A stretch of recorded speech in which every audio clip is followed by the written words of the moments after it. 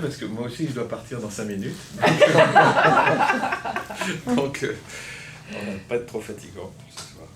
Alors, je vais pas vous faire justement les conférences comme on me les demande dans des lycées ou des groupes d'étudiants ou des paroisses, parce que c'est une vraie explication, si vous voulez, de cette démarche des indispensables, qui est un peu technique, mais on fait un truc plus soft ce soir, hein. Oui, oui.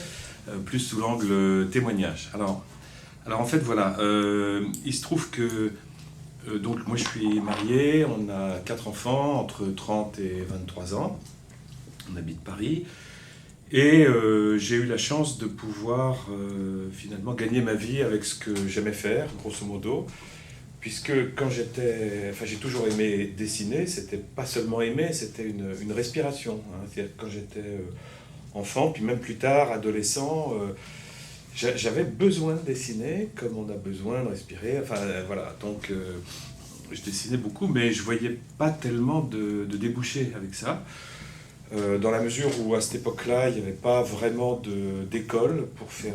Puis c'était la BD surtout qui me fascinait, hein, la bande dessinée, donc il n'y avait pas vraiment d'école pour faire de la BD, ou peut-être à l'étranger, mais j'y pensais pas trop. Il y avait bien, pour ceux qui aimaient peindre ou dessiner, il y avait bien les beaux-arts, mais les beaux-arts, c'était pour ceux qui voulaient être des vrais peintres, hein, chevalets et tout. Bon.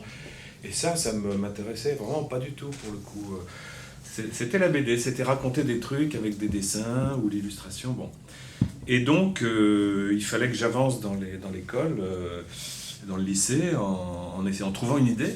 Et puis, tous mes copains avaient leurs idées, médecins, dentistes, avocats, et très très précis, avec des rails. Et plus l'échéance approchait, plus c'était angoissant, bon, parce que ce que je voulais faire n'existait pas. Bon. Et alors finalement, bon, j'ai fait de l'architecture parce que ça mélangeait un peu un bac scientifique que j'avais quand même réussi à avoir au bout d'un moment, et puis une dimension imaginaire, artistique, création, créativité. Bon. Donc j'ai fait ça, j'ai commencé à faire ça, et puis je me suis rendu compte que j'étais pas du tout mordu comme les autres l'étaient. Et je me suis réorienté pour être prof de dessin, parce qu'au moins, prof de dessin, bah, tu es censé gagner ta vie et puis pouvoir faire ce que tu veux pendant le week-end et les vacances. Donc peut-être des BD. Voilà. Et voilà, et j'ai fait donc ce parcours-là, et puis bon, je vous passe les détails. Finalement, j'ai eu un vrai cadeau. Ça a été... en parallèle à ça, j'étais revenu au christianisme, hein, dont je m'étais un peu éloigné, à Thésée, où, grâce à en trouvant une petite phrase de Charles de Foucault, dont ça va être l'anniversaire là, hein, j'ai fait mienne cette phrase qui était, avant sa conversion, mon Dieu, si c'est vrai que vous existez, faites que je vous connaisse. Mais c'est la seule phrase à dire, c'est la seule chose à dire. Moi, je me demandais si un père m'écoutait quand je dis notre père, si c'était vrai ou si juste ça me faisait juste du bien, comme du yoga, de m'arrêter pour prier, vous voyez. Bon. Et puis voilà, alors je vous passe les détails, mais à un moment donné, il y a eu la réponse assez vite à Thésée, et j'ai pensé que tout ça c'était vrai. Voilà, tout ça c'était vrai.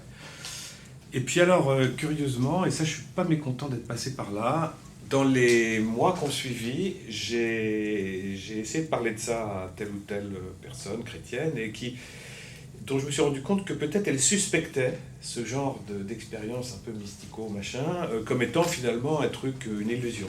Et sans que la personne me le dise, hein, mais j'ai cru penser ça, et je me suis dit, mais après tout, la raison, ça pourrait complètement être une illusion finalement. Et même, c'est peut-être parce que justement je veux fuir l'avenir, l'engagement professionnel et tout, que je me réfugie dans le spirituel. Donc il faut que je fasse attention, il faut que j'arrête de fuir. Les autres, ça leur fait peut-être du bien, mais moi, c'est certainement une fuite. Bon. Et donc je me suis abstenu de démarche spirituelle pendant 2 ans, jusqu'au jour où j'ai retrouvé le fils de ma marraine, qui était un peu plus jeune que moi, et qui me raconte que... lui-même avait perdu la foi. Il ne connaissait pas du tout mon histoire, hein, rien du tout. Et qu'il était il était dans une messe pour sa petite sœur, la communion de sa petite sœur, à regarder sa montre, à s'ennuyer au fond en attendant que ça passe. Et il me dit, puis à un moment donné, fouf, j'ai su que c'était vrai, je me suis mis à pleurer, j'ai su que c'était vrai. Je me suis dit, mais attends, tu peux répéter ce que tu as dit là. Parce que c'était un peu ce qui m'était arrivé, quoi, à ma façon, et que je suspectais. Je dis, mais attends, mais tu connais d'autres gens qui ont vécu des trucs comme ça? T'en connais? Ah bah ouais, j'en connais plein dans un groupe de prière à Paris. Mais attends, mais je vais aller voir ça, ça m'intéresse de me documenter. Bon, et de fait, j'ai compris que ce n'était pas un rêve, enfin que d'autres gens l'avaient vécu et que c'était possible d'avoir une rencontre forte avec le Christ, sans que ce soit non plus une illumination, et en même temps tout en restant libre. C'est-à-dire, j'étais pas prisonnier, puisque je pouvais suspecter cette chose-là. Vous voyez, il me semble que j'ai appris de cette expérience que Dieu, quand il fait quelque chose, ne nous oblige jamais, en fait. Il ne nous oblige jamais à quoi que ce soit. Nous sommes toujours libres, parce que c'est le primat de son engagement, c'est notre liberté. Donc, de toute façon, on sera libre. Enfin, en tout cas, moi, j'ai compris ça, et j'essaye de le partager, de le raconter. Alors, à la suite de cette expérience à Thésée, je me suis dit qu'il fallait travailler des questions du christianisme, parce qu'il y avait beaucoup trop de malentendus autour de ces questions-là, que des tas de gens disaient n'importe quoi sur le sujet, que ça faisait fuir certains, comme tous mes potes, tous mes amis qui avaient fait peut-être du scoutisme, pas tous, mais plein avaient quitté l'église après en claquant la porte, etc. Moi j'avais fait aussi d'ailleurs à un moment. Et il y avait des questions auxquelles c'était trop facile de répondre par un joker, ça c'est un mystère, pour éviter de creuser, de travailler. Bon, bref, ça m'a mis un peu en colère, et je me suis mis à bosser comme un fou, tout seul, parce que j'avais pas le temps de bosser, de m'inscrire dans des formations. Et finalement, je suis bien content, parce qu'en allant chez les Dominicains, justement, au couvent Saint-Jacques, au Solchoir, dans leur bibliothèque, travailler des textes des pères de l'Église, etc., demander des conseils parfois aux uns et aux autres, voilà. Et puis alors, en parallèle avec ça, il se trouve qu'un jour de la fête de Thérèse de Lisieux, quoi, c'est un 1er octobre, hein, je crois. Hein, je passais sur le pont Mirabeau, je me rappelle très bien, je passais sur le pont Mirabeau, avant donc, enfin en parallèle avec tout ça, mais oui, parce que ma conversion, là, c'était à 21 ans à peu près. Hein, donc là, du temps a passé, et puis donc je passais sur le pont Mirabeau, donc pas loin des Apprentis d'Auteuil, où il y a une chapelle de Sainte-Thérèse, hein, faite par le père Brottier pour la remercier et tout. Bon. Et donc je pense à Sainte-Thérèse parce que c'est sa fête, et je lui dis, quand même, vraiment, je suis vraiment désespéré. Je passe sur ce pont, il y en a qui se jettent de là, moi je pourrais bien le faire, mais parce que je sais pas quelle est ma voie, je trouve pas de chemin, viens me guider, quoi, t'es une sœur pour moi, viens me guider. Bonsoir. Bon, et du coup, il se trouve que à un moment donné, pas très longtemps après, un ami me dit, je viens d'être embauché aux Apprentis d'Auteuil comme directeur financier. À l'époque, il était un peu moins, mais bon, c'est pas mal. Mais il me dit, il cherche des gens, il cherche des profs, puisque tu as un diplôme de prof de dessin, vas-y, puis tu verras, il cherche des gens, quand il trouve des gens sympas, il trouve du boulot. Bon. Alors, bon, j'y vais, avec mon petit carton à dessin. Oui, ça, vous pouvez faire passer si vous voulez voir un peu à quoi ça ressemble, et puis il y a les bouquins. C'est un reliquat d'exposition. Bon. Et alors, qu'est-ce que je voulais dire? Oui, il me dit, alors j'y vais, avec un carton avec quelques dessins. Et puis la personne qui me reçoit me dit, mais oui, on peut vous prendre comme prof de dessin en banlieue à Argenteuil, une banlieue un peu dure à l'autre bout de Paris. Mais faites voir, là, vous avez des dessins, là, faites voir. Alors je fais voir, et là, il se passe un vrai cadeau du ciel. Elle dit, mais ça m'intéresse beaucoup, mais moi je suis prof là-bas à Argenteuil, mais si vous voulez, mais en plus je suis maintenant chargé à mi-temps de m'occuper du journal des orphelins d'Auteuil, et on va chercher des dessinateurs, donc ce que vous faites ça me plaît bien, etc. Donc voilà, je me retrouve freelance pour les Apprentis d'Auteuil. Et quelques mois après, à un moment où j'étais en train de me dire, mais tiens, finalement le journalisme c'est peut-être pas mal, ça me tente pas mal, je me documente pour m'inscrire à un concours, passer une école de journaliste. Et bien avant que je passe ce concours, les orphelins d'Auteuil me disent, écoute, on a une journaliste qui vient de partir, est-ce que tu veux prendre sa place? Oh, d'accord, merci, bonne idée.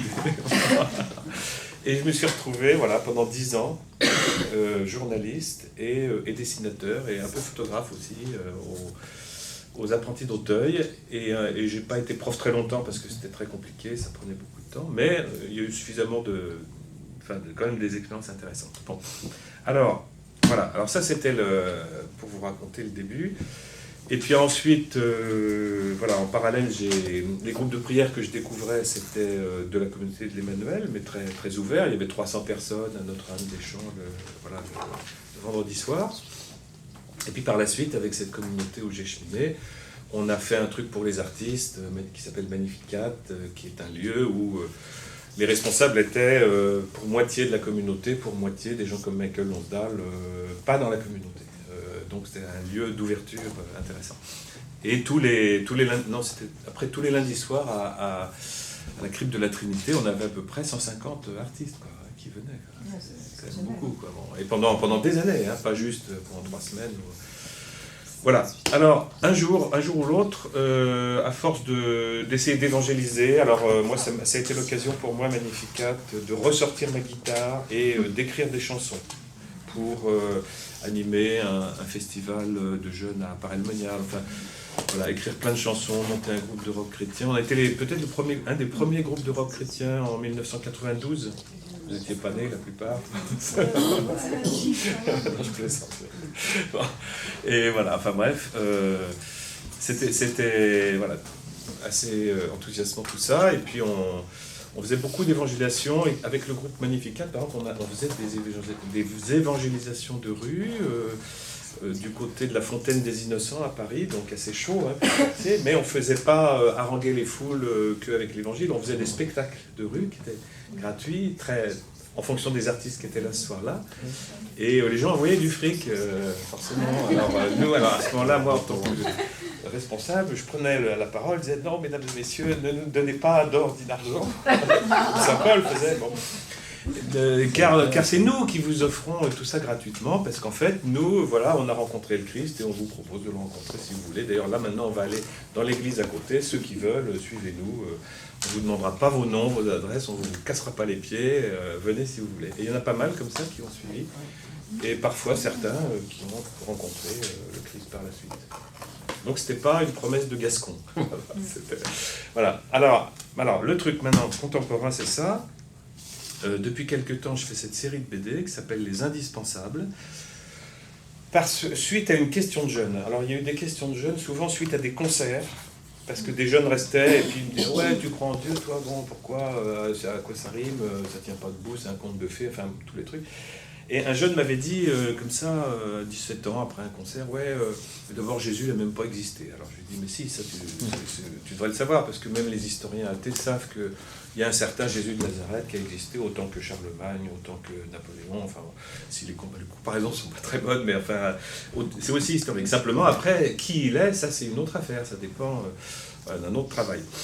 Alors, le gars me sort une remarque très très géniale. Il dit, bon d'accord, Jésus, je veux bien qu'il ait existé, ok, mettons, je ne le savais pas, je viens de l'apprendre, mais comment vous le connaissez là maintenant? Par les 4 récits évangiles.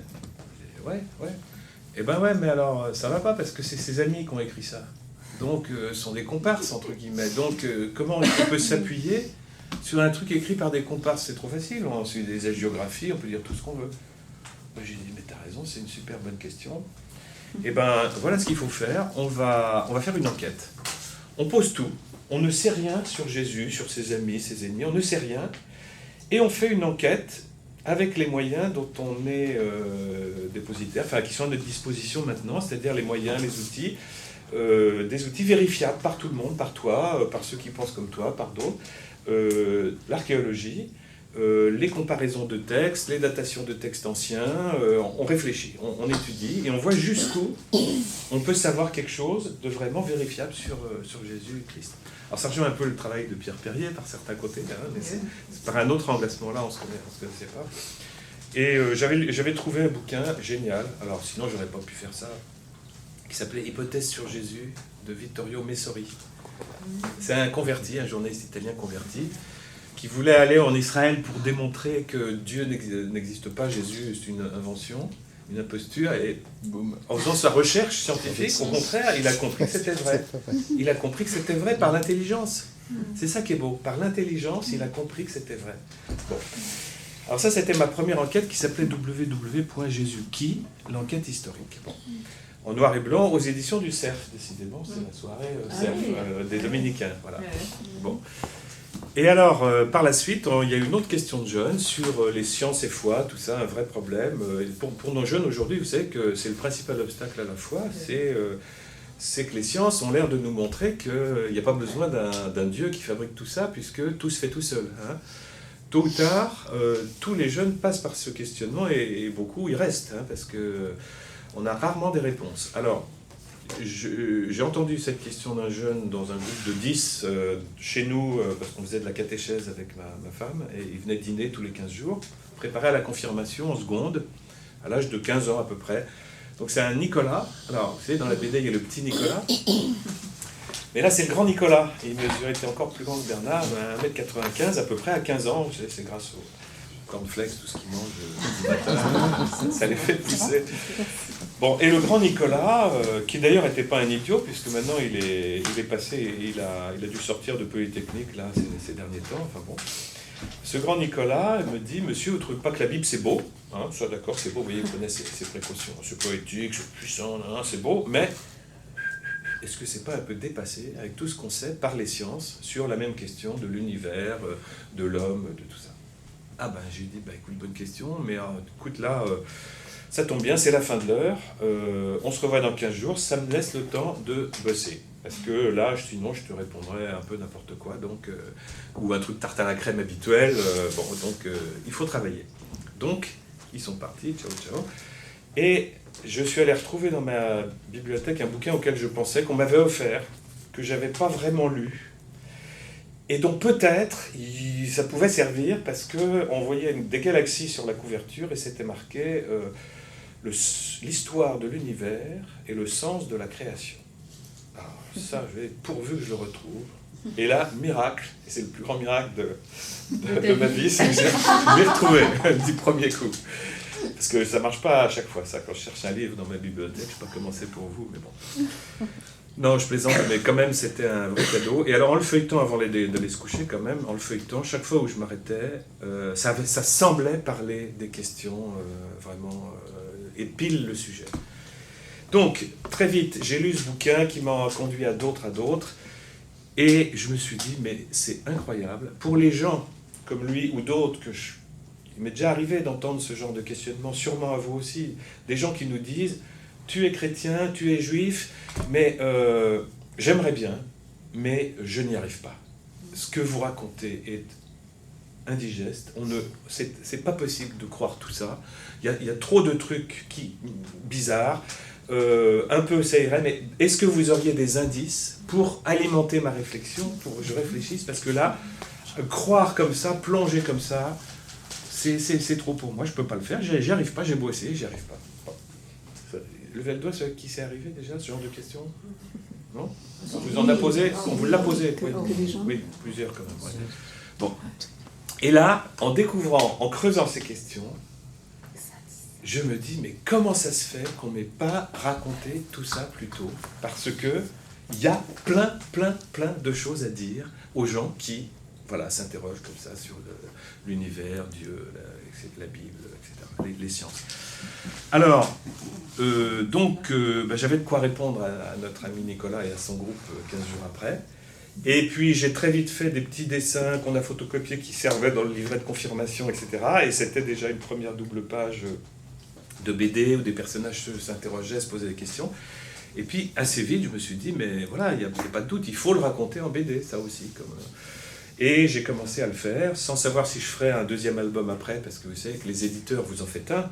Et puis si ça marche, ou si ça perd pas trop d'argent, ils veulent bien en faire un deuxième, mais si vous leur avez fait perdre leur argent, ils vont pas recommencer deux fois, ils sont pas fous, quoi. Bon, soit vous en cherchez un autre, mais bon. Et alors c'est comme ça au fur et à mesure. Et maintenant, il y en a, le 6e vient de paraître, là, il y a une semaine à peine.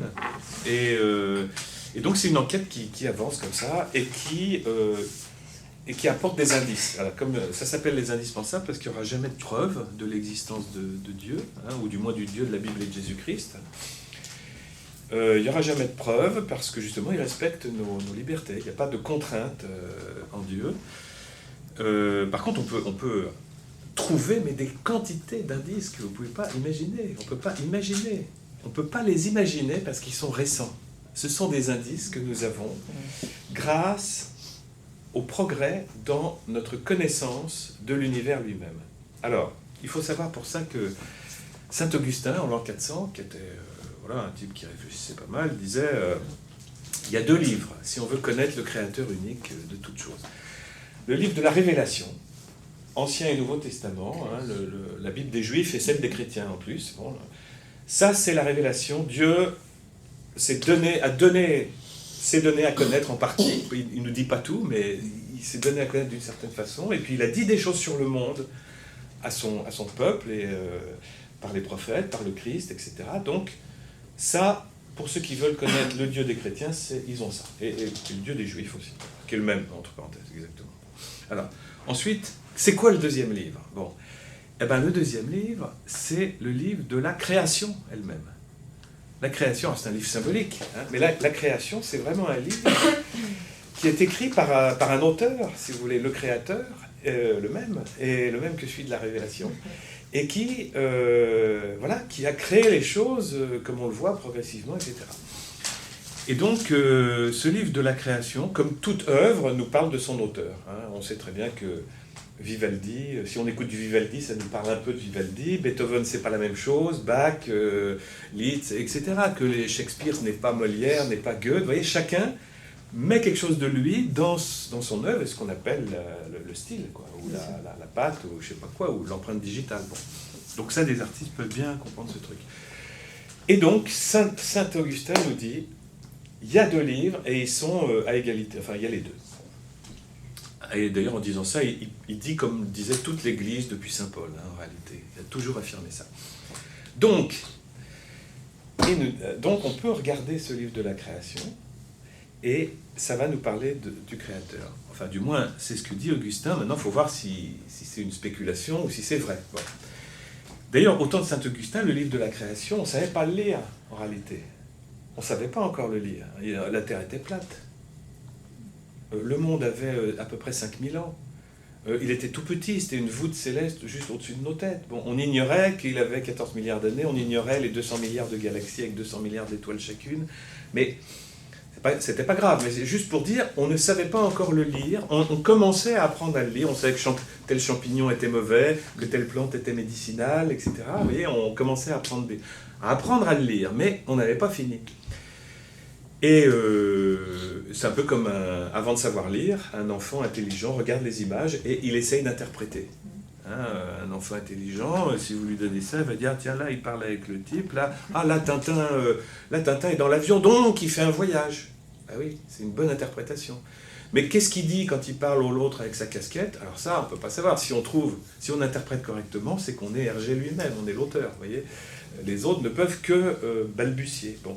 Et c'est un peu ça qu'on a fait pendant des dizaines et des centaines et des milliers d'années, d'essayer d'interpréter le monde comme on pouvait, d'essayer de lire ce livre de la création en admirant les images, ce qui est plutôt plaisant pour des artistes, puisqu'on avait peut-être un sens de la contemplation qu'on a perdu depuis, mais c'était pas lire la création, c'était commencer à le faire. Bon. Et là maintenant, vers le milieu du XXe siècle, qu'est-ce qui s'est passé avec les progrès de la lecture de l'univers? On s'aperçoit que les hommes, et les femmes d'ailleurs, ont réussi à fabriquer les outils, qui s'appellent des lunettes, tout simplement, pour lire ce livre de la création.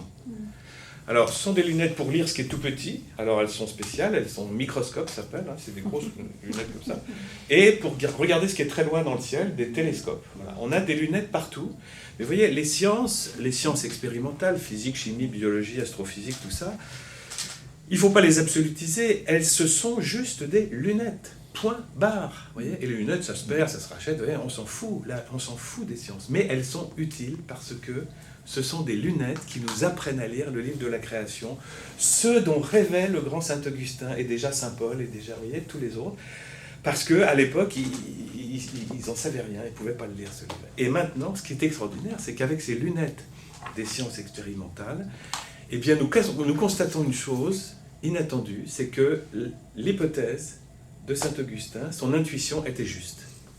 Plus nous apprenons à lire le livre de la création, de la nature, de l'univers, avec les lunettes que l'intelligence humaine a construites, eh bien, plus cela nous donne des indices, pas des preuves, mais des indices de l'existence du Créateur et de qui il est. c'est quand même super. C'est génial. Alors grâce à ça, alors, j'ai fait des bouquins comme ça, alors je peux parler de ça des heures et des heures, parce que j'ai fait des bouquins, moi, pour rejoindre les jeunes et puis les adultes qui se posaient des questions, qui cherchaient des indices, les rejoindre directement, sans intermédiaire, de machin, de trucs. Bon.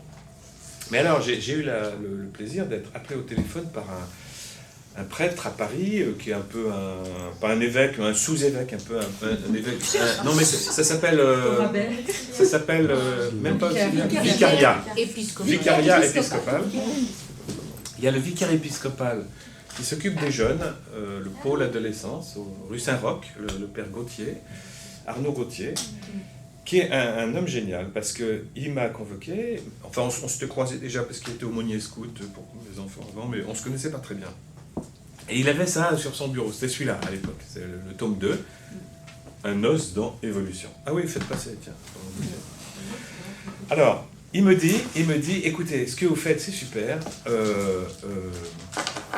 Voyons, moi jusqu'ici, quand on me parlait de foi et raison, pour moi, foi et raison, ça voulait dire lire la Bible intelligemment. Bon, je dirais c'est déjà pas mal, parce qu'il y a pas mal de fois où c'est lu bêtement, quand c'est mal traduit, par exemple. Quand on garde des contresens ou des choses sans les traduire bien correctement. Comme par exemple la côte d'Adam, alors que c'est le côté d'Adam, enfin des trucs absurdes, qui envoient des gens sur des fausses pistes, qui font partir des gens de l'église.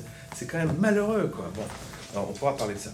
Alors, il me dit, voilà, je croyais que c'était lire la Bible intelligemment, ce qui est déjà bien, mais quand je vois ce que vous faites, je me dis que c'est beaucoup plus, on peut aller beaucoup plus loin. Et il me dit, voilà, nous ne savons pas le faire, nous ne l'avons pas fait, et vous le faites, et bien faites-le. Ah ben je dis, mais merci, je vais continuer. Oui. Mais alors, est-ce que vous seriez d'accord d'être chargé de mission du diocèse de Paris pour expliquer ça, parler aux jeunes, etc. Ben, je lui dis, oui, moi je le fais déjà, on me demande déjà dans des lycées. Bon, ok, d'accord, mais moi je vous nomme pour former des adultes du diocèse de Paris ou de la périphérie qui font de la catéchèse et qui sont bien embêtés avec des questions de jeunes sur le Big Bang, sur Darwin, sur tout ça. Ils ne savent pas quoi répondre, ils répondent de ce qu'ils peuvent. Est-ce que vous pourriez les former? Ah ben je dis super, voilà. Alors ça fait 4 ans, là, la 4e année que je fais ça. Et pourvu que ça dure, j'en sais rien, on verra. Mais depuis, il y a une bonne centaine d'adultes qui sont passés. Alors c'est là que je dis, il y a de quoi dire, parce que on leur propose 8 fois 2 heures de formation. Donc c'est en tout 16 heures, vous voyez. Et en 16 heures de baratin, comme je suis en train de vous faire là, on n'a pas épuisé le sujet. Sans se répéter. Vous voyez, c'est incroyable. Bon. Donc il y a plein de trucs à dire, et voilà. Et alors, du coup, d'ailleurs, les gens de Zénith, je ne sais pas si vous connaissez Zénith, hein, c'est un site près du Vatican, ils m'ont demandé de faire une chronique toutes les semaines qui parle de ça, mais pas en BD, parce que c'est plus pour Internet, ils n'avaient pas d'image. Maintenant, depuis quelques temps, ils peuvent mettre des photos aussi. Alors, ils m'ont demandé de raconter un peu les indispensables, voilà, en texte. Alors, je fais des petites chroniques. Et j'en ai fait toute l'année dernière, il y en a eu 61 ou 2. Ouais. Et après j'ai fait une coupure parce que j'avais plus le temps, parce que toutes les semaines, il faut y aller quand même. Et je viens de redémarrer là un nouveau cycle, la saison 2. C'est la 63 qui vient de paraître. Et alors, il y a des petits témoignages marrants parce qu'il y a par exemple j'ai été contacté par mail par un homme d'Afrique qui me dit je suis moine... Je suis moine bénédictin à Yaoundé, à côté de Yaoundé, et depuis que je trouve vos chroniques sur Zénith, je m'en sers dans toutes mes homélies, et les gens trouvent ça mieux qu'avant. Alors ça m'a fait plaisir, et surtout il est très fier parce que les gens viennent me voir et disent mais vous avez fait des études de sciences mon père, ou vous avez fait des études de philo mon père. Chaque fois qu'il y a un thème qui est soit philo, soit science, soit machin. Alors il ne faut pas avoir l'impression que c'est compliqué, parce que justement, moi, ce que j'essaye de faire, d'abord, dans les BD et puis dans les chroniques, c'est que tous les mots soient compréhensibles. Il n'y a pas un mot pédant ou je ne sais pas quoi, normalement. Il faut que tout le monde puisse comprendre, hein, puisque, justement, je me suis rendu compte d'un truc, c'est que la philo, on m'avait menti sur la philo. Je croyais que c'était très compliqué et je ne m'y serais jamais mis. J'étais dégoûté par 1 an de philo en terminale. Mais comme j'ai trouvé ces bouquins et que j'ai avancé, je m'aperçois qu'on peut faire quelque chose d'absolument audible par des enfants de 12 ans. des enfants de 12 ans. La preuve, c'est qu'il y en a dans les lecteurs qui viennent, enfin, voilà. Donc, alors je dis pas que tout est simple, etc., parce que je m'adresse pas qu'à des 12 ans, mais au moins, les BD